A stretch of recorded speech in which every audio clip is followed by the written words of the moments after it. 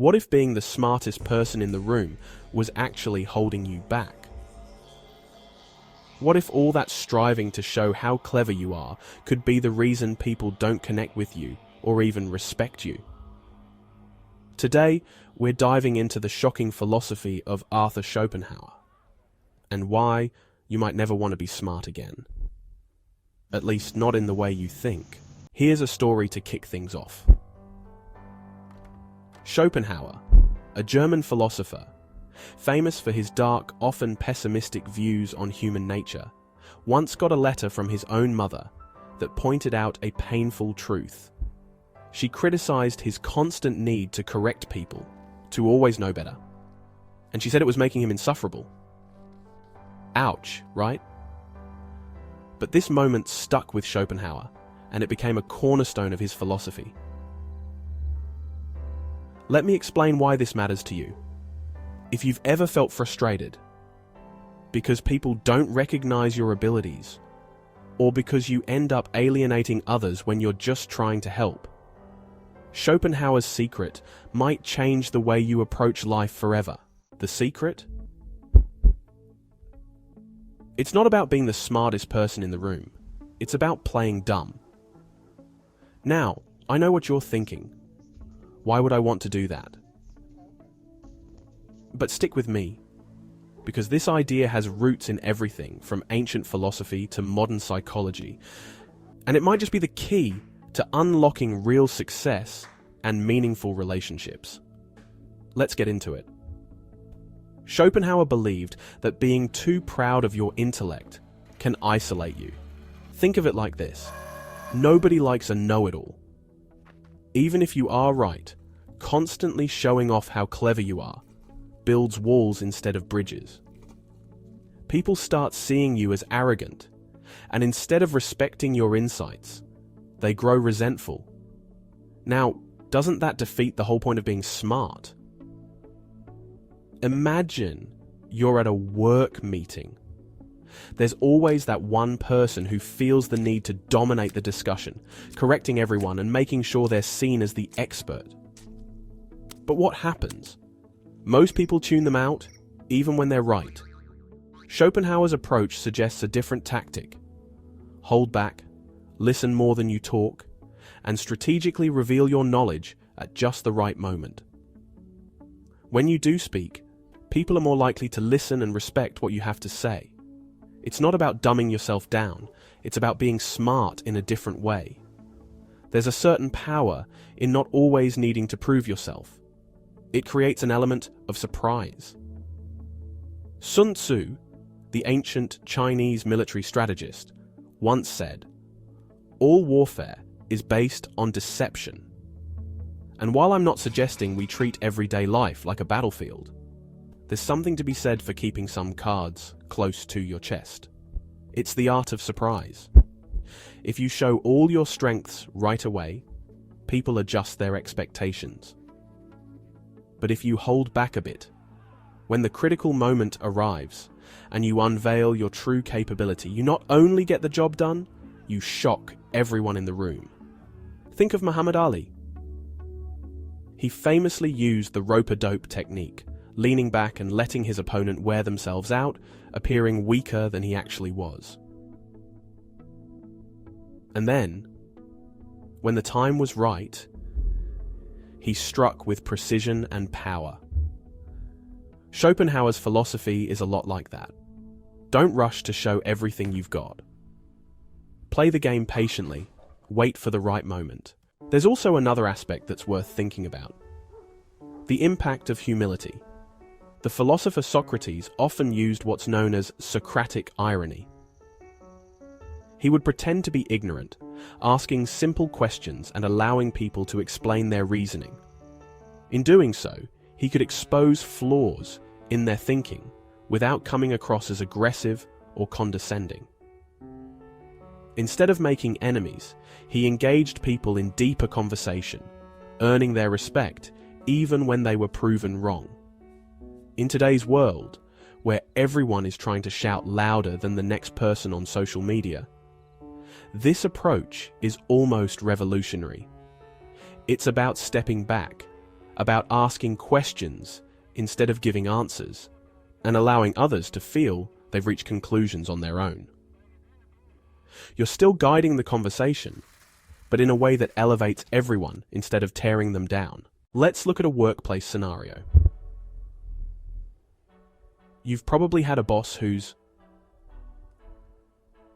not exactly a genius. Maybe they make questionable decisions. Maybe they miss obvious things. It's easy to feel frustrated, especially when you know a better way. But here's where Schopenhauer's wisdom comes in handy. Instead of bluntly correcting them, which could make you look confrontational or even risk your job security, you can subtly lead them towards the right decision. Let them think it was their idea. It's the art of diplomacy, and it's more effective than always being right. The real beauty of this philosophy is that it's about giving people dignity. No one likes to feel outsmarted, and no one likes to feel stupid. When you correct someone too bluntly, you're not just proving a point, you're bruising their ego. And people remember that. They remember how you made them feel. Playing the fool sometimes, or allowing others to shine, makes people like you more. They respect you, not just because you're smart, but because you're wise enough to know when to be quiet. It's like this. Imagine you're playing chess, but instead of moving your queen across the board and immediately taking out your opponent's pieces, you make small, subtle moves. You're still planning to win, but you're not shoving it in their face. That's the essence of Schopenhauer's secret: moving thoughtfully, keeping others comfortable, and surprising them with your capability only when it truly matters. And there's another layer to it. Many people are obsessed with what others think of them.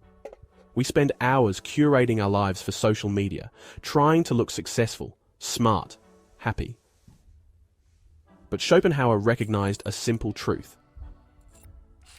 Worrying about everyone's opinion doesn't bring happiness. True contentment comes from understanding that most people's opinions are fleeting and, frankly, not all that important. If you can let go of the need for constant validation, if you can be content with being underestimated, you actually gain more freedom. You start to move in silence, letting your actions speak louder than your words or your carefully constructed online persona. There's a powerful anecdote I came across. It's about an athlete who allowed a young fan to beat them in a game. The kid walked away feeling like a hero, while the athlete knew the truth, but didn't need to prove it. What did they get out of it? Respect, admiration, and the knowledge that they'd given someone else a moment of joy. The same concept applies in everyday life.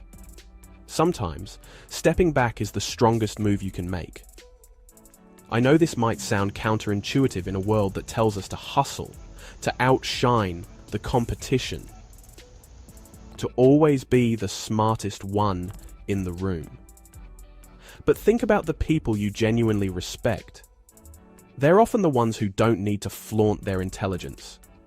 They're the ones who make you feel heard, who ask great questions, and who surprise you with their insights only when it really counts. So how do you apply this in real life? First, stop worrying about being perceived as the smartest. It's exhausting, and honestly, it alienates people. Instead, focus on listening. Let others take the lead sometimes, and don't rush to correct every mistake. If you need to correct someone, do it gently. Let them feel like they're part of the solution, not the problem. Second, practice humility. Next time you're in a meeting or a social setting, resist the urge to show off everything you know. Hold back. Trust me, when you eventually share something insightful, it will have a far bigger impact than if you were talking non-stop. Remember, it's about the timing and the subtlety. Third, let go of that fear of looking foolish. There's a quote I love. The loudest one in the room is the weakest one in the room. You don't need to be the loudest. You don't need to prove anything to anyone. By playing the fool sometimes, you actually become the most strategic player of all. Ultimately, this isn't about dumbing yourself down or hiding your talents. It's about using them wisely. It's about knowing when to step into the spotlight and when to stay in the shadows. When you do this, you find that people are drawn to you, they respect you more, and they see you as someone who's not just smart, but wise. So, the next time you're tempted to correct someone, or to prove how much you know, ask yourself, what would Schopenhauer do? Sometimes the smartest move isn't to prove you're the smartest person in the room. Sometimes the smartest move is to listen, to let others shine, and to play the fool. Thanks for watching. If this made you rethink how you approach conversations, or if you want more insights into the secret lives of great thinkers, hit that like button and subscribe. Let's start a conversation in the comments. Have you ever held back your knowledge to make a bigger impact later? Or do you think it's always best to put your intelligence out there? I'd love to hear your thoughts. Let's keep learning together.